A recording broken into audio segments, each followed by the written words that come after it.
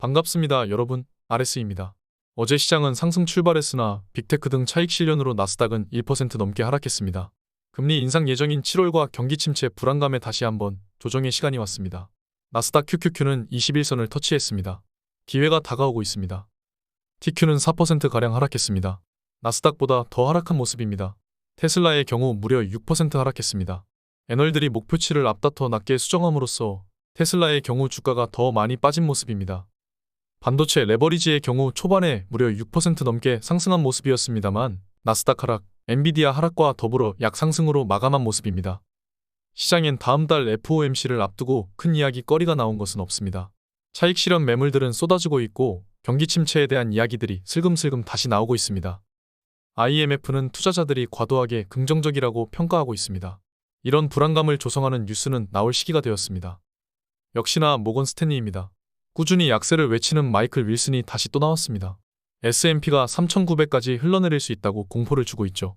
마이클 윌슨이 등장해야 그때부터 차트를 볼 맛이 납니다. 파이낸셜 타임즈에서 투자자들에게 경고했습니다. 기업이 비용 상승을 소비자에게 전가할 수 있다고 말했죠. 인플레는 결국 소비자에게 전가되는 것이고 그것을 가장 잘 알 수 있는 것은 빅테크입니다. 또한 지금은 고금리 시대에 적응을 해야 한다는 의견을 나타내고 있죠.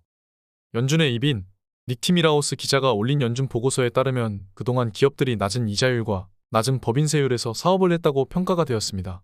1989년에서 2019년까지 기업의 실질 성장의 무려 40%나 차지한다고 나왔죠. 이제는 앞으로 이런 식으로 성장하지 못할 것이라는 것입니다.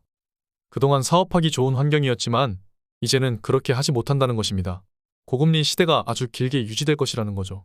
평균적으로 금리가 피크를 찍고 9개월 정도 유지되었습니다.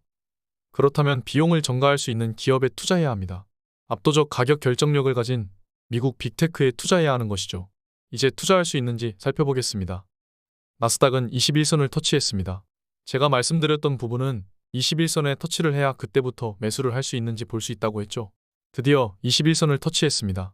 이제 340 부근이 51선 근처입니다. 저번 영상에서 346까지 하락을 하면 그때부터 주의 깊게 본다고 말씀드렸죠. 지금은 357입니다.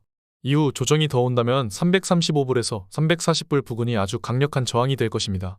물론 그 지지라인까지 와준다면 아주 좋은 기회가 되겠죠. 만약 베타가 작다면 지금부터는 분할 매수가 가능한 구간이 된다고 보고 있습니다. 그동안 포모가 오셔서 투자를 못하셨던 분들이나 베타가 0에 가까운 분들이라면 21선에서라도 매수를 할 수 있는 좋은 기회인 것이죠. 좀 더 기다리실 분들은 꾸준히 나눠서 340 부근까지 분할로 나눠서 베타를 높이셔도 좋습니다. 자세한 타점은 항상 멤버십에서 공지합니다.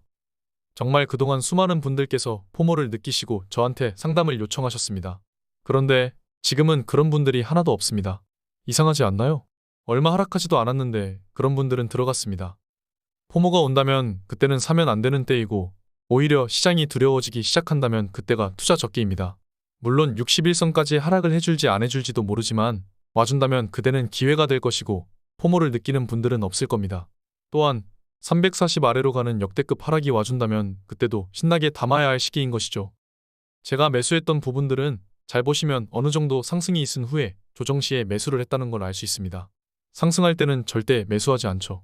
TQ의 마지막 매수는 무려 3개월 반 전입니다. 그때가 마지막 조정이었고 그 이후로 아주 약간 조정은 있었지만 그대로 상승만 했습니다. 그럼 여러분은 유추해 보실 수 있습니다. 제가 어디에서 살지 어느 정도 예상이 가실 겁니다. 정확한 금액과 타이밍은 공지방에 미리 말씀드리고 대응하도록 하겠습니다. 이제서야 극단적 탐욕에서 내려왔습니다. 아직도 욕심 단계입니다. 그동안 정말 베타가 제로여서 극심한 포모가 오신 분들이 많았는데 그런 분들은 21선에서 적어도 매수를 고민할 수 있겠죠. 좋은 지점에서 사야 하락해도 타격이 없는 것입니다. 오늘 여기까지 하겠습니다. 감사합니다. 지금까지 목숨 걸고 레버리지와 테슬라 투자하는 RS 미국 주식이었습니다. 감사합니다.